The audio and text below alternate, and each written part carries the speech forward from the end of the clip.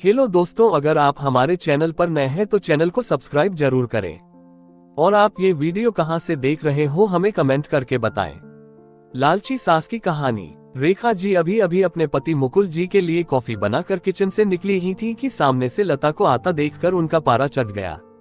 रेख जी, जब सारा काम हमें ही करना है तो तुम्हारा क्या काम है यहाँ? तुम्हें पता नहीं है कि हमें सुबह उठते ही कॉफी पीने की आदत है।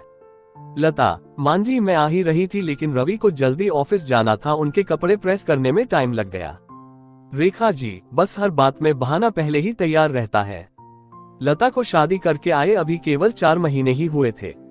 यहाँ आकर उसे ऐसा लगने लगा था जैसे किसी जेल में आ गई है। उसे कहीं जाना हो तो परमिशन लेनी पड़ती थी, कोई गलती हो जाए तो पनिशमेंट मिलता था। सास ससुर और पति तीनों ही एक सुर में उसका विरोध करते थे। कभी कभी तो मन करता कि यहाँ से भागकर अपने पापा के घर चली जाए, लेकिन पापा हार्ट पेशेंट है, ये सब उन्हें पता लग गया तो न जाने क्या अनर्थ हो जाएगा। यही सोचकर सब बर्दाश्त करती रहती थी। लता ने जल्दी जल्दी सबके लिए नाश्ता बनाया, उसके बाद रवि को टिफिन पैक करके दे रही थी। तभी रवि ने आवाज दी, रवि, लता क्या कर रही हो? इतना टाइम नहीं है मेरे पास, कार चला के नहीं जाना है? मेट्रो में कितना समय लगता है तुम्हें पता है? जरा सा लेट पहुंचो तो ऑफिस में सुनना पड़ता है। रवि की एक एक बात इस बात की ओर इशारा था कि उसके पिता ने कार नहीं दी थी, लेकिन वह अब सब सुन लेती है।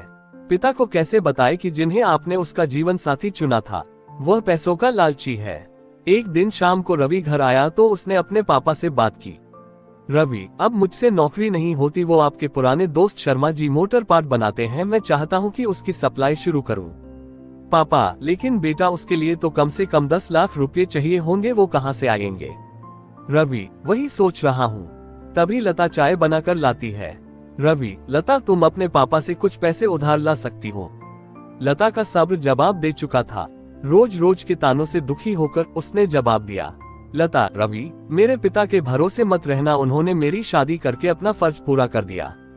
अगर आपको नौकरी करने में दिक्कत है तो मुझे जॉब करने दो, दोनों मिलकर कमाएंगे। ये सुनकर रवि का पारा चढ़ गया। रवि, क्या बकवास कर रही हो, ज्यादा जुबान चलने लगी है। लता, रवि, मैं बहुत बर्दाश्त कर चुकी हूँ, इसलिए मैंने जॉब करने का फैसला किया है। रवि, नहीं, हमारे घर में ये सब नहीं होता, तुम्हें जॉब करनी है तो अपने घर चली जाओ। लता, मुझे पता था आप यही कहेंगे, मैंने वकील से बात कर ली है, मैं जल्द ही तलाक ले लूंगी। ये सुनकर रवि और उसके पिता के हाथ पांव फूल गए। तभी रेखा जी वहां आ गईं। रेखा जी, देख लिया बहू को सिर पर चढ़ाने का नतीजा, निकाल दे इसको घर से बाहर।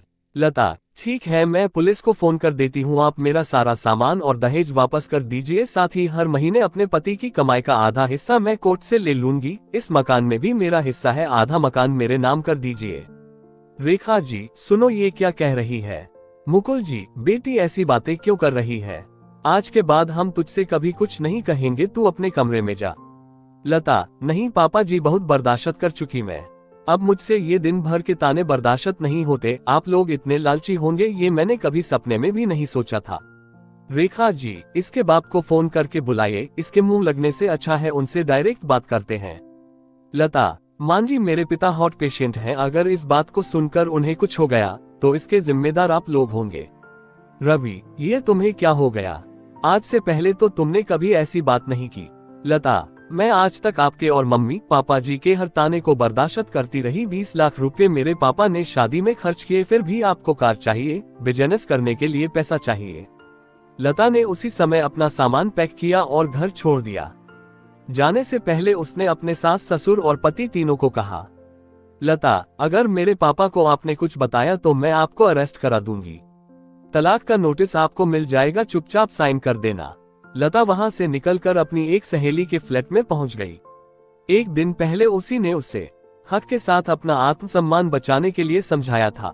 लता, कोमल, मैं आ तो गई हूँ, लेकिन अब आगे क्या होगा? कोमल, चिंता मत कर, मैंने बात कर ली है, मेरे ऑफिस में जगह खाली है, कल से तू जॉब करेगी और मेरे साथ रहेगी। 1 महीने तक जॉब करने के बाद लता एक दिन अपने घर जाती है और पिताजी को सारी बात बताती है। उसकी बात सुनकर उसके पिता कहते हैं, पिता, बेटा मुझे तूने क्यों नहीं बताया? लता, पापा, आपने मेरे लिए बहुत कुछ किया है, अब मैं आपको परेशान करना नहीं चाहती थी। पिता, बेटी मैं इतना कमजोर नहीं हूँ, तू चिंता मत कर, घर आ जा। लता, नहीं पापा, मुझे कुछ समय दीजिए, अपने पैरों पर खड़ा होने दीजिए, अपनी एक पहचान बनाने दीजिए। कुछ ही महीने केस चलने के बाद रवि और लता का तलाक हो गया। रवि को पूरा दहेज और 30 लाख रुपए देने पड़े, साथ ही हर महीने अपनी सैलरी का एक हिस्सा वह कोर्ट में जमा करवाता था। ये कहानी आप लोगों को कैसी लगी हमें कमेंट करके बताएं।